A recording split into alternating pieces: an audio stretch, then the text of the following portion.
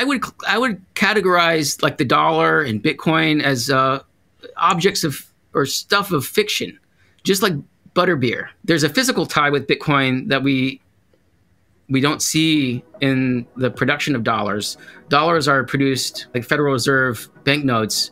These are, produced through keystrokes. The reason we need resistance money is as a protection against hyperinflation, as a way to route around censors who are censoring payments for bad reasons, commercial banks who are printing money beyond what they should.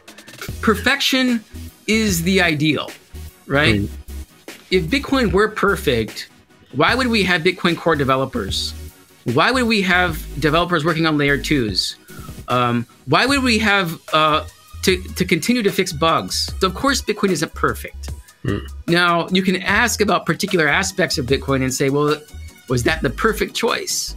And in some cases, I think there's no right answer. So like, what if Satoshi had chosen, 6-year halving cycles or 2-year halving cycles or a 30 million supply cap or a 10 or a 42 or whatever? The dollar's price stability is that it's so liquid. It's like the ocean. You need like a meteor to come down and hit the ocean to have like a ripple effect in the price. We had something like that with the injection of liquidity through COVID. We had so many dollars. We had like a meteor of dollars hit the ocean. And of course, like sea level rises then.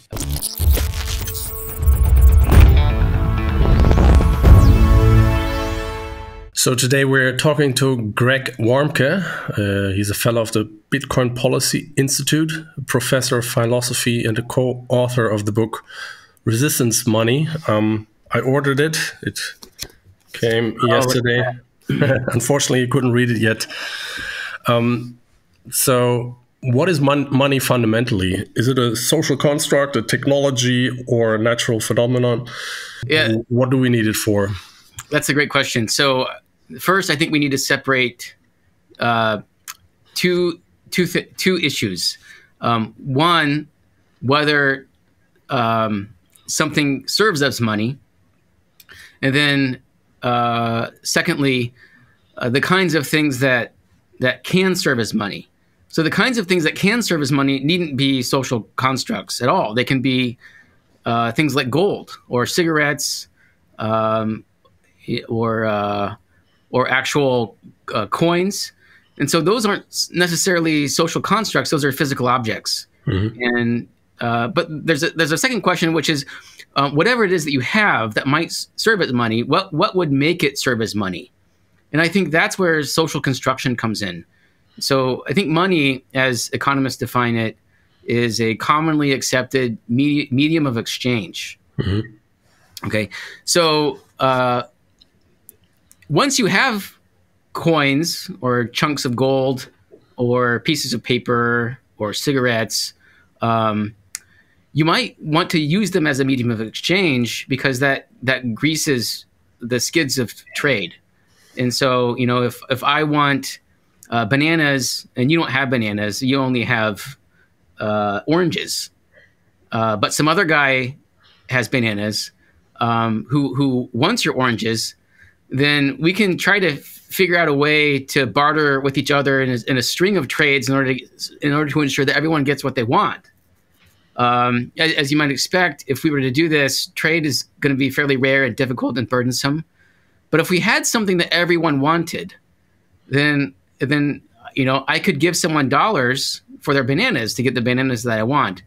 And so once we have a medium of exchange that's commonly accepted, then we have money. Now, there's a question about what it takes to be commonly accepted. How commonly is commonly enough? And that's not a question that economists, in my experience, really attempt to answer, because that's a question. I mean, partly it's a linguistic question, and partly it's a question that it's not really important for economics. So that's a place where philosophers can step in. And what I would want to say is, well, I think commonly enough is a lot like porn. You kind of know it when you see it. And there are some economists who will look at Bitcoin and say, well, it's not money because it's not accepted commonly enough. And the challenge then from my co-authors and I is to respond to the economists and say, well, why don't you look at all the national currencies, which we all admit are money, they're all forms of money, and why don't you come up with a threshold on some metric such that all of those national currencies count as money, but Bitcoin is not.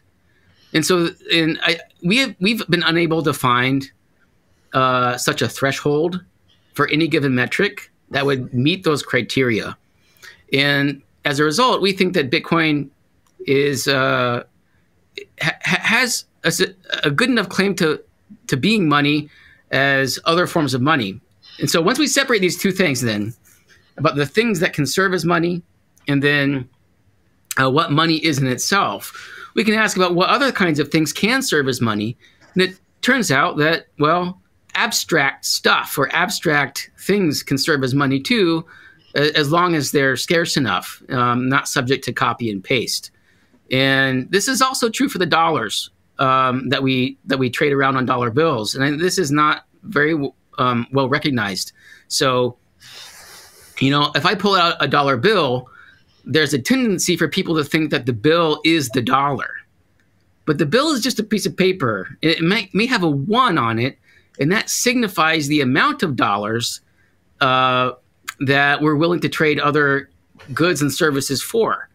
And it's those dollars that are abstract. And so, if you pull out one bill and it says 20 on it, then that one thing signifies $20. And those are 20 abstract units. And so this is a lot like a Bitcoin UTXO.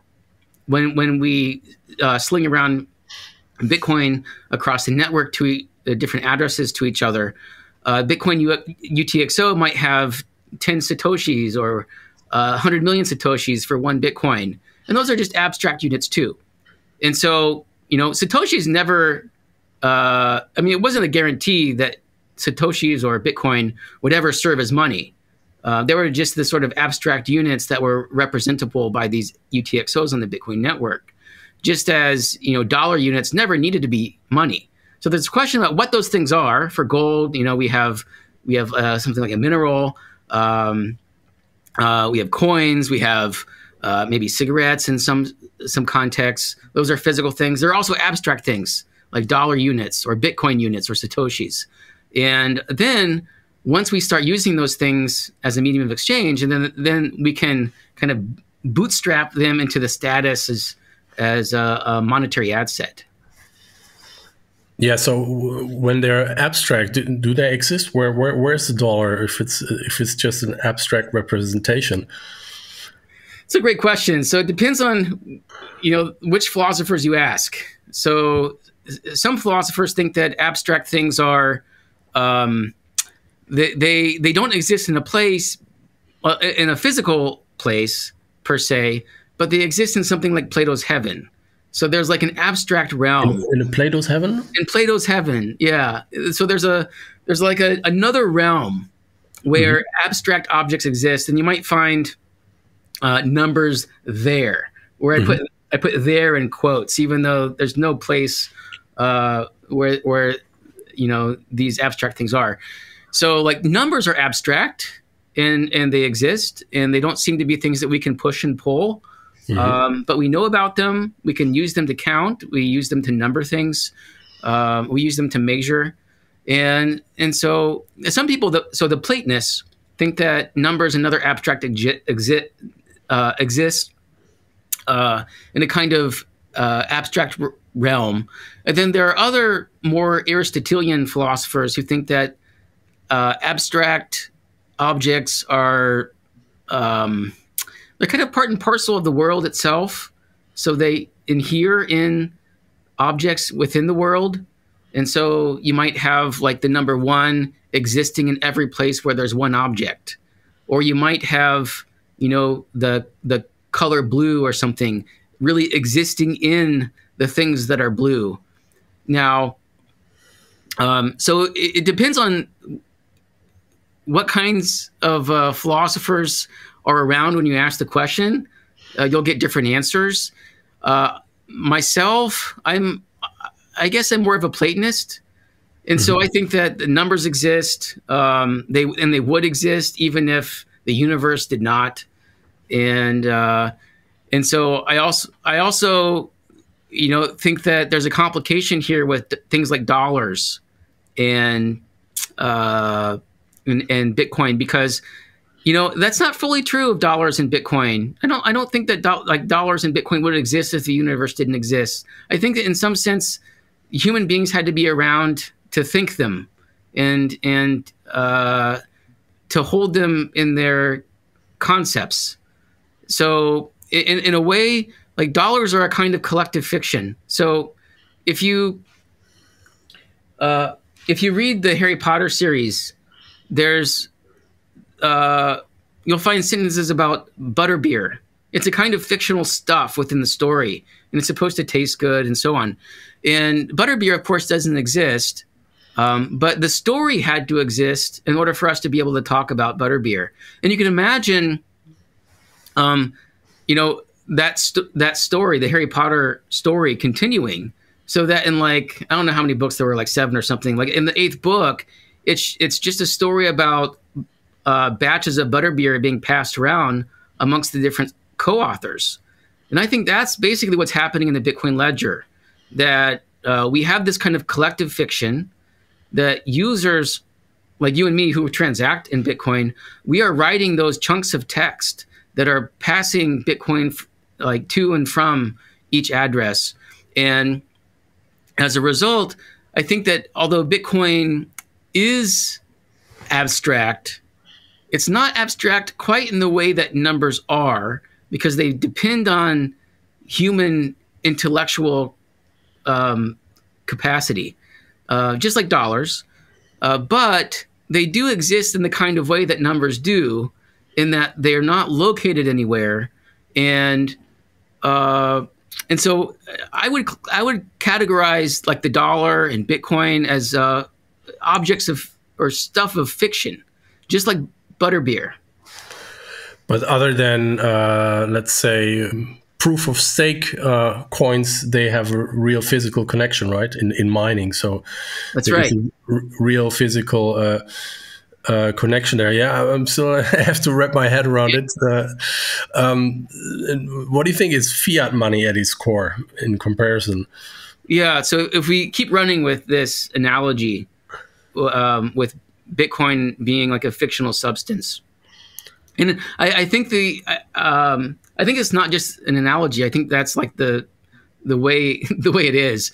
Bitcoin really is a fictional substance. I mean, because it comes in quantities that can like recombine and divide. We can measure it and so on. It's just not physical and out in the world.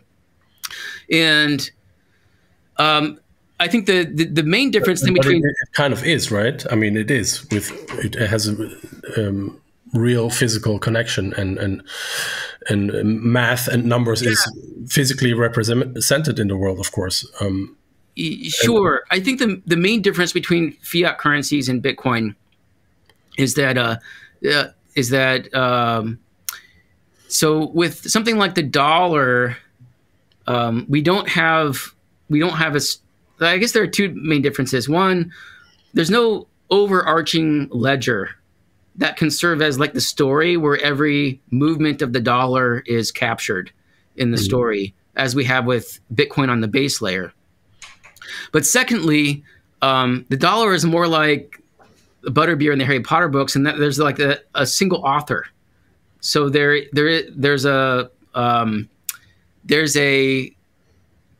so just as J.K. Rowling is the author of the Harry Potter series and is in complete control over like where butterbeer goes in the story, something like the Federal Reserve, and then the commercial banks that they deputize, they're in charge of the movements of dollar units. Whereas with Bitcoin, the authorship of the ledger is distributed across users. But of course, you're right that there's a physical tie with Bitcoin that we don't see in the production of dollars. Dollars are produced, like at least when it comes to like when it comes to like outside money, like Federal Reserve banknotes, these are produced through keystrokes, and the marginal cost of producing them is basically zero. Whereas with Bitcoin, you actually have to do some work, and so there's the physical tie that you're noting. It makes me think, Yeah. actually, is the Fed then actually in control? Why isn't China printing dollars? If you can print it with a keystroke, Yes. why are they actually in control?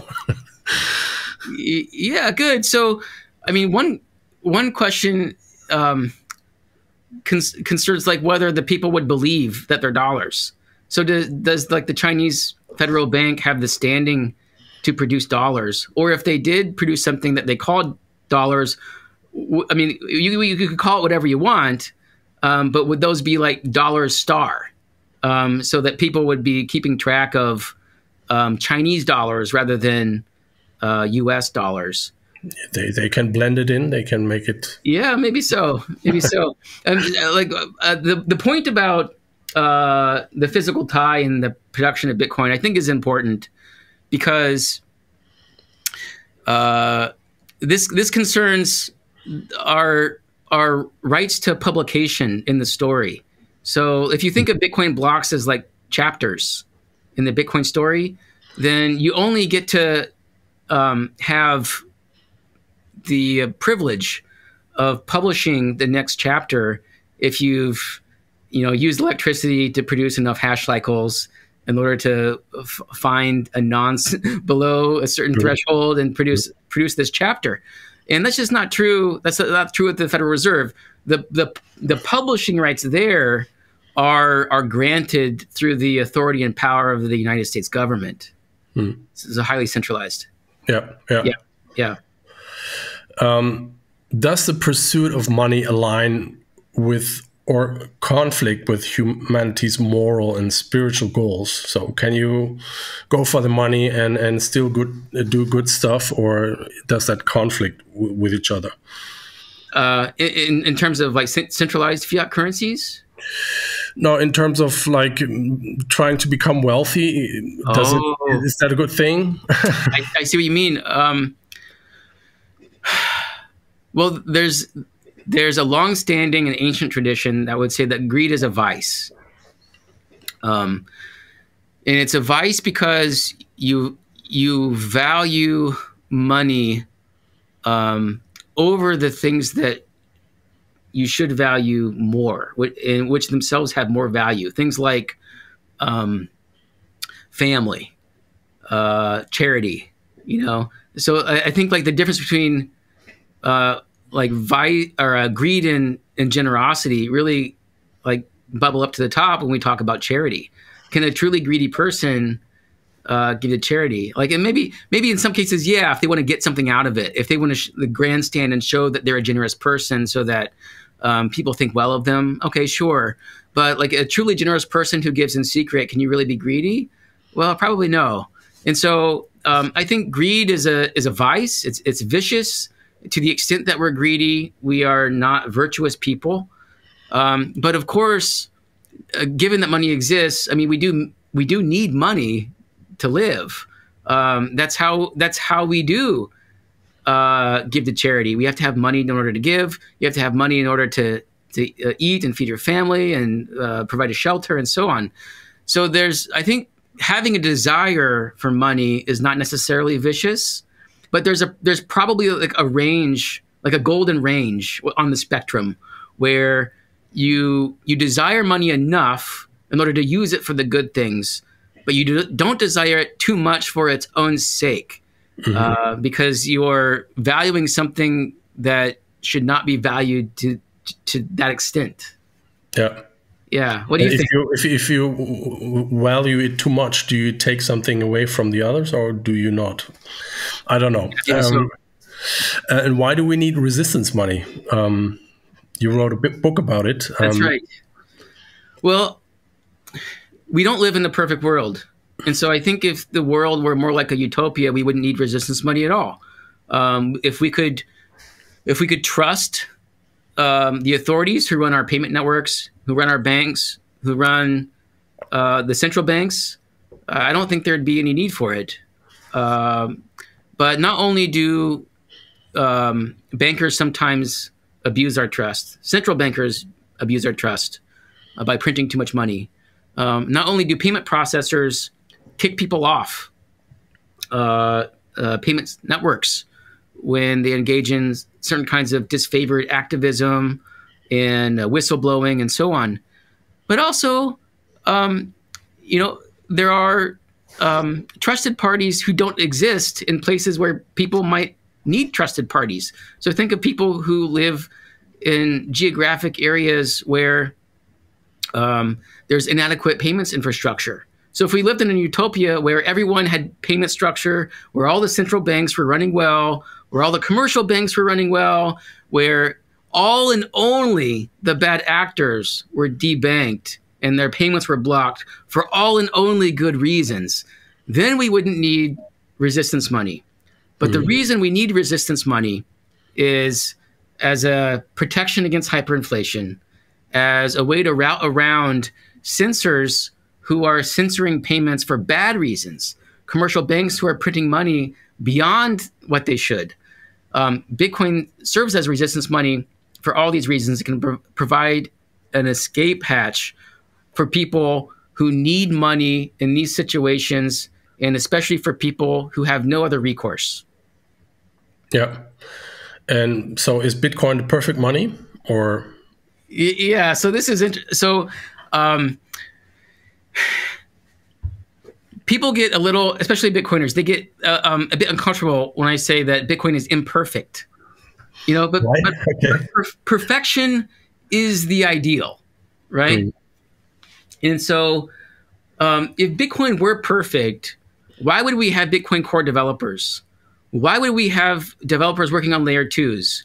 Why would we have to continue to fix bugs in the software that we already have? And of course, this is happening. So of course, Bitcoin isn't perfect. Now, you can ask about particular aspects of Bitcoin and say, well, was that the perfect choice? And in some cases, I think there's no right answer. So like, what if Satoshi had chosen, 6-year halving cycles or 2-year halving cycles or a 30 million supply cap or a 10 or a 42 or whatever? I don't think there's any fact of the matter about whether that would have been better or not. But we can also ask about things that we would like to see in Bitcoin. And to the extent that Bitcoin doesn't have them, I think Bitcoin is imperfect. So, I wish there were more privacy on the base layer of Bitcoin. At the time that Satoshi created Bitcoin, this was not, I think, a realistic goal. But maybe in the future it might be. And so I don't think I'm criticizing Satoshi for the decisions that he made, but I think that when we say that Bitcoin is imperfect because there are ways we might be able to improve it on the margins, I think that's good to think about, and I think it's okay to say that Bitcoin's imperfect in those ways. Yeah, of course. Yeah. But I mean, if you go through the history of money, you see that there was always a problem that money is inflatable, right? And basically, the money system we're in now is the worst because it is the easiest to reproduce. Yeah. So we came from bad to the worst, kind of, and now we're entering the stage where we might have the best money we ever had, which is at least not inflatable by central control. What is the impact of Bitcoin if it would become like the base layer of money for society and for the world? What do you think? That's a great question. So well, at first, I'm skeptical that this would happen anytime soon. Okay. And my rationale for that is that Bitcoin is so highly volatile, and in a medium of exchange, in a commonly accepted medium of exchange, you do want more price stability because you don't want to trade, for your oranges and bananas, or buy used cars, or take out a loan, or lend, especially when it's all denominated in a highly volatile asset that could increase or decrease in price by 50 or 80% overnight. So I think when central bankers rail on Bitcoin's volatility, that's the sort of thing they have in mind. And I think they're reasonable to criticize Bitcoin for this. It's just too volatile to serve as a commonly accepted medium of exchange when there are more price stable substitutes around, like the U.S. dollar. So it's precisely because at least I have access to the dollar that I'm not using Bitcoin to pay for gas for my automobile. In places around the world where people don't have access to more price stable assets, and it makes sense for people to use Bitcoin as a medium of exchange, and I hope they do. So I think there's a fundamental trade-off between the way Bitcoin was designed, and I think it had to be designed that way, and the way that the dollar is designed. So the dollar is designed to be price stable, and for that, why is it stable actually? Because we all use it, because it's a unit of count. Yes. And I think it's stable for a couple of reasons. I think it's stable because it's so highly liquid. So really? Okay. Yeah, so I think it's stable in I think one reason for stability is that it's so highly liquid, and when you have a liquid asset, large buys and sells of that asset don't move the prices as much. So I don't know if you've ever toyed around. I say this is one reason why I think economists and Bitcoiners should toy around with meme coins and shit coins, because you can actually learn something about how liquidity works. You can by feeling it. So if you sell a low liquidity asset, you'll tank the price if the sell is large enough. If you buy a low liquidity asset, that price will rise dramatically, and so you can have a substantial effect on price movements with a single person putting down a buy or sell order. And I think that, so one reason for one reason for the dollar's price stability is that it's so liquid. It's like the ocean. You need a meteor to come down and hit the ocean to have a ripple effect on the price. And so we had something like that with the injection of liquidity through COVID. And then in the United States, the Inflation Reduction Act, we had so many dollars. And this was both monetary and fiscal policy decisions. We had a meteor of dollars hit the ocean. And of course, sea level rises then. But it will also make something that is really in demand and so much money being out there, soar in its price. I mean, it'll, that's what inflation is, right? Yes, exactly. And then I think the second reason for the dollar's price stability is just that, the Federal Reserve, for all its flaws, is actually run pretty responsibly. And that's why people trust it. I mean, we have some hiccups now and then. I mean, we had some major hiccups in the wake of COVID, with inflation hitting close to 10%. But overall, it's stable around 1% to 2% inflation. And so I think there's a combination of very high liquidity and responsible management. Whereas with Bitcoin, you have no one to flood the network with more supply when the price rises, and you have no one to pull out liquidity when the price falls. And so the supply demand chart, the price, there's no pressure relief valve when you have lots of buying or lots of selling. The only pressure relief valve you get is in the price. Mm-hmm. And so I think we have a fundamental trade-off here between Bitcoin's volatility on the one hand and its absence of trusted parties, and so its trustworthiness. And then on the other hand, you have the dollar's low volatility and price stability, but then you have all the trusted parties whom we have to trust to govern responsibly. Hmm. Yeah, but don't you think it could change relatively quickly? I'm not sure, but I mean, now that we hear that the US want to use Bitcoin as a strategic reserve, Yeah. and then we heard Putin a couple of days ago say that Bitcoin is not going to go away. So we have this game theory now getting into play, possibly, and yeah, so Yes. then Bitcoin will play a bigger role, and everyone steps in. And I already have the feeling that you don't have the big drawback, so Right. we might see a stable rise upwards, and not these, and maybe less volatility. And Yeah. I think that it could happen relatively soon. I may be wrong, but Yeah. Well, here's a very rosy scenario where I could see this happening. So the strategic Bitcoin reserve passes.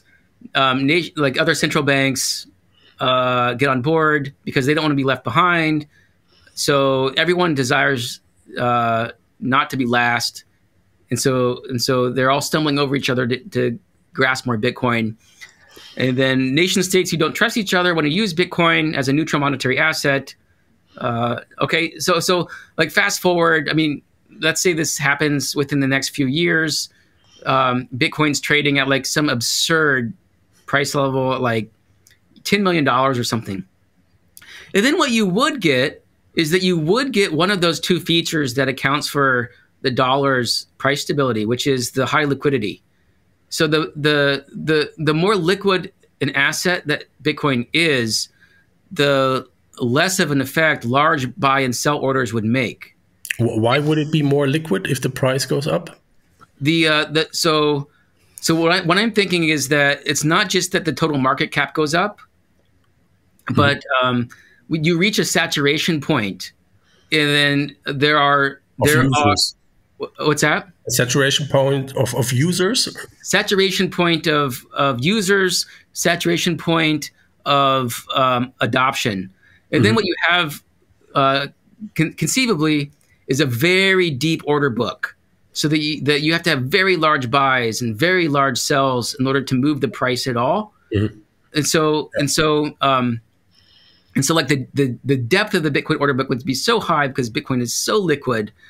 And then you might also have corporations and nation states kind of engaging in a centralized, kind of like a decentralized central bank, where they might have mandates to only hold 5% of their portfolio in Bitcoin. So when the Bitcoin price rises, they have to sell, and when the Bitcoin price lowers, they have to buy. And so there's no central person in charge of the supply of Bitcoin, but there are a bunch of corporations and institutions who are indirectly helping Bitcoin achieve a stable price.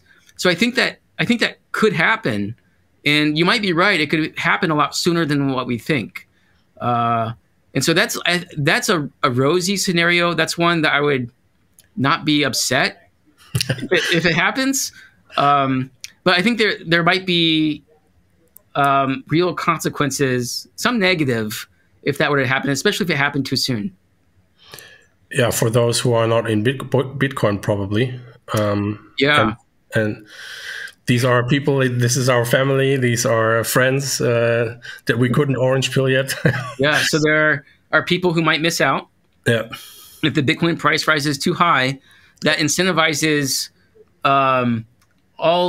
all different kinds of energy to be used for mining, and many of which might be dirty. Some of which might be dirtier than others, and contribute to pollution.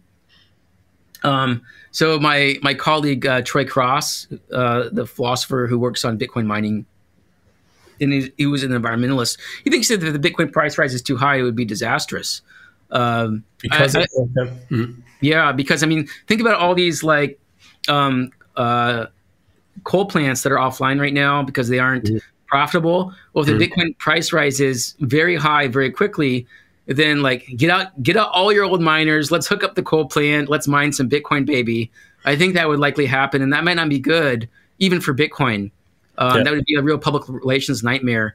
And then, so in addition to the people who've missed out, in addition to the people who are using like dirty forms of energy to mine Bitcoin, I think you also might worry that, you know, that like in a country like the United States and like several other European countries, the ability to print money is it can be good. It can be good for things like welfare programs, and if we lose that ability, then we have to rely on charity more so than government largesse to take care of people who can't take care of themselves. So I'm not a socialist. I think a lot of these programs are wasteful, but if they all went away in like a fully hyper Bitcoinized world, I don't know what would happen. Maybe people would become more charitable, but it's something that at least would be on my radar. Yeah, I mean, we now have both systems in parallel, so let's see how they fare against each other. Very well. I mean, most people say that big differentiator of Bitcoin to fiat money is the scarcity, right? Yeah. I sometimes wonder if it's true. I mean, if you look at the core thing of money, it's purchasing power, and and with fiat money, the purchasing power is far scarcer than with Bitcoin. But what do you think? Is scarcity a feature of Bitcoin or a consequence of its features? Well, what do you mean by a consequence of its features? So Bitcoin has features. It is this and it is that. And is scarcity a feature? Because, I mean, I have an answer to that. Or is it a consequence of the characteristics of Bitcoin? Yeah, I don't know. So in one way, this might get me in trouble. But there's one way of thinking about supplies of money where maybe Bitcoin isn't scarcer than the dollar. And what I mean by that is not in terms of its units, but in terms of its just overall value. So as a network. So if you think of the dollar as the dollar system rather in terms of the dollar unit, then the dollar is widely available, and one way of thinking about it is that every additional dollar that you print reduces proportionally the value of all of the other dollars. Yeah, that's the purchasing power, which is far scarcer, right? Yeah, so let's run with that idea and ask, like, well, if you print a bunch of money, then you're not making the dollar network more valuable. No. Okay.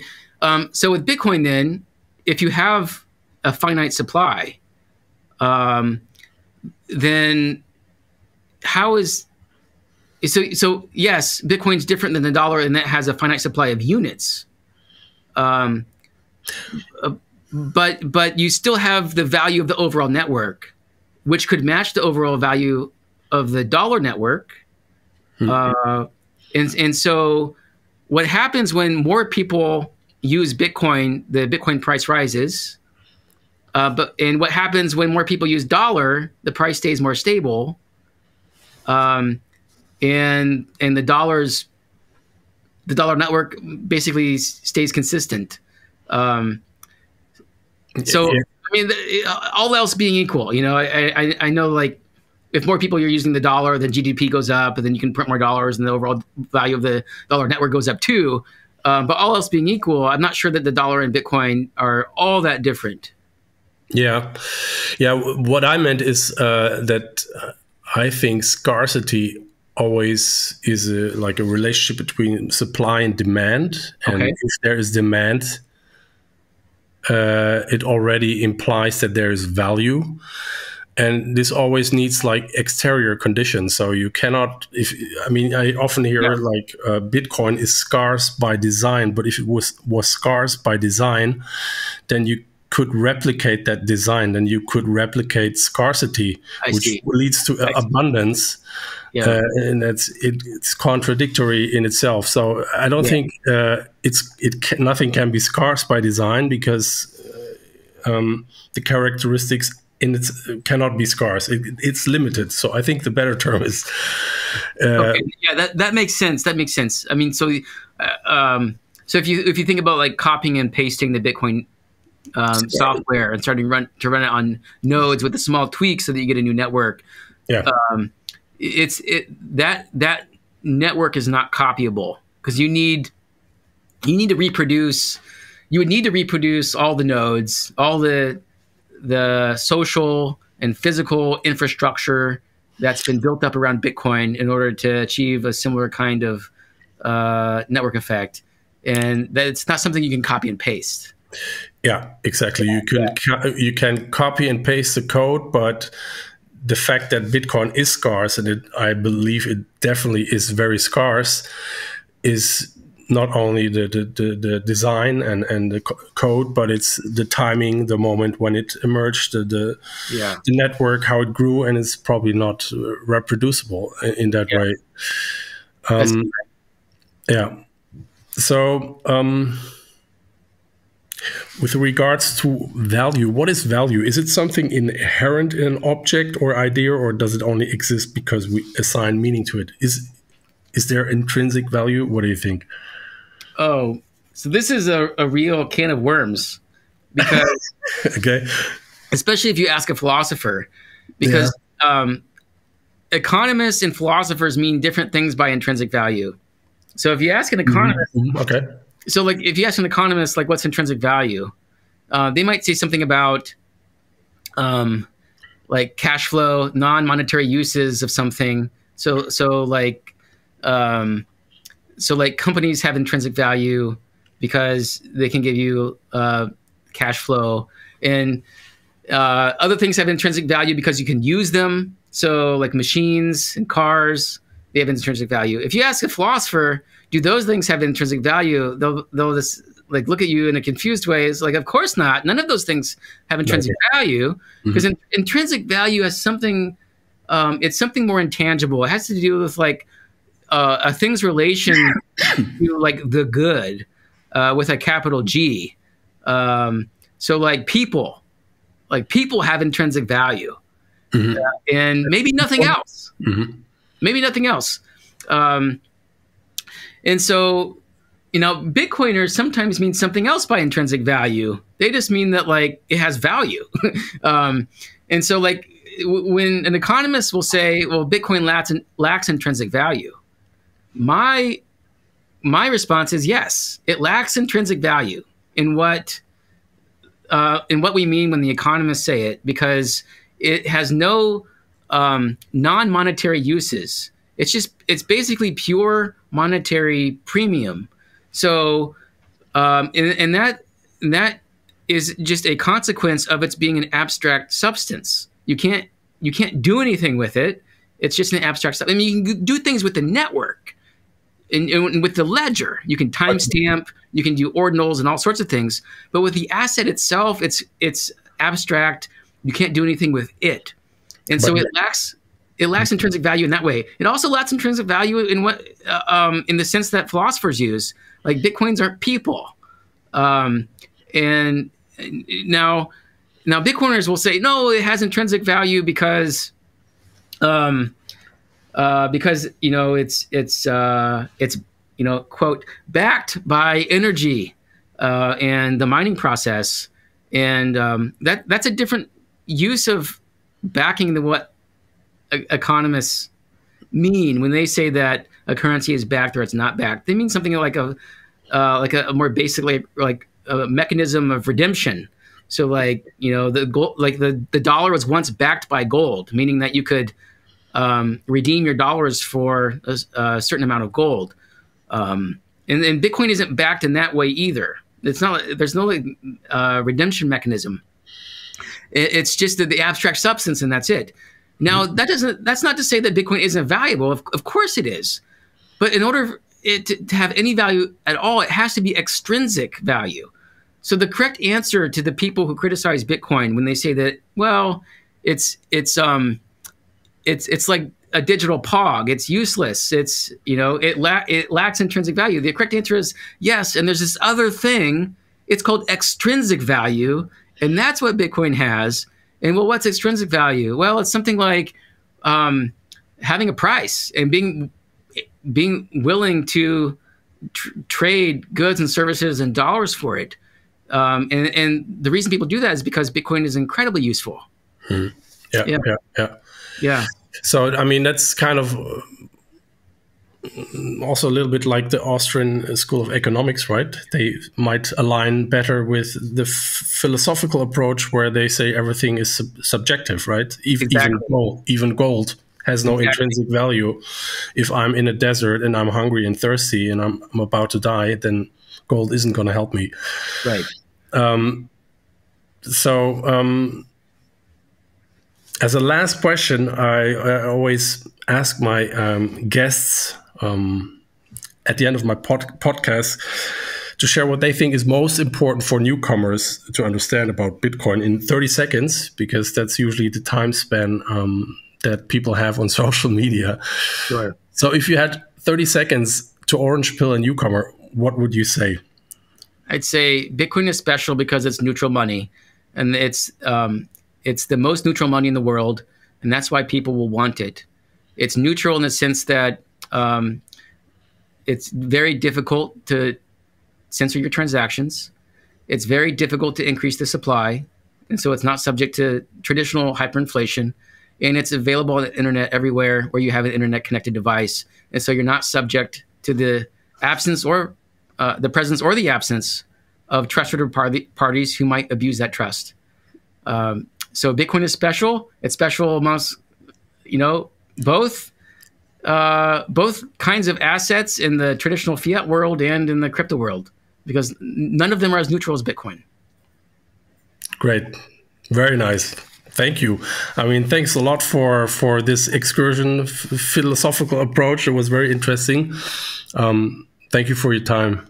Daniel, I really enjoyed it. Hope we get to chat again sometime. And yeah, it was fun. See each other on a Bitcoin conference, hopefully. Yes, yeah.